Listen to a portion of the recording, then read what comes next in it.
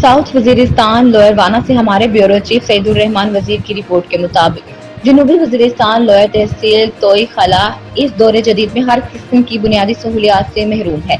इलाके में बुनियादी तालीमी इदारे स्कूल मौजूद नहीं हैं। इस वक्त हजारों घरानों पर मुश्तमिल बच्चों के लिए प्राइमरी मर्दाना और प्राइमरी जनाना स्कूल से महरूम है। इस दौरे जदीद में भी तोई खला के हजारों बच्चे बुनियादी तालीम जैसी अजीम नेमत से महरूम हैं। मलिक अब्दुल अनी तोतानी ने मीडिया नुमाइंदों से बातचीत करते हुए तहसील तोई खला में तालीम का फुकदान कई सदियों से चला आ रहा है, जिसमें हमारी कई नस्लें ज़ाया हो गई हैं। तालीम के बगैर कोई भी मुआशरा तरक्की नहीं कर सकता, बल्कि वो मुआशरे में बुराइयों का सबब भी बन सकता है। तोम तोतानी की मुशीरान ने मलिक पतक कम्युनिटी के स्कूल की मंजूरी को आने वाली नस्लों की तरक्की और शऊर के लिए लाजमी करार दे दिया। 2010 में इस स्कूल की मंजूरी से इलाके के लोगों में खुशी की लहर दौड़ पड़ी।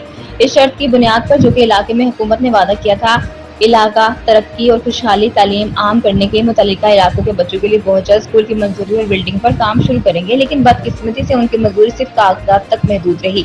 इस पे अमली काम नहीं हुआ और आज से लोग स्कूल से उम्मीदें वाबस्ता किए हुए हैं।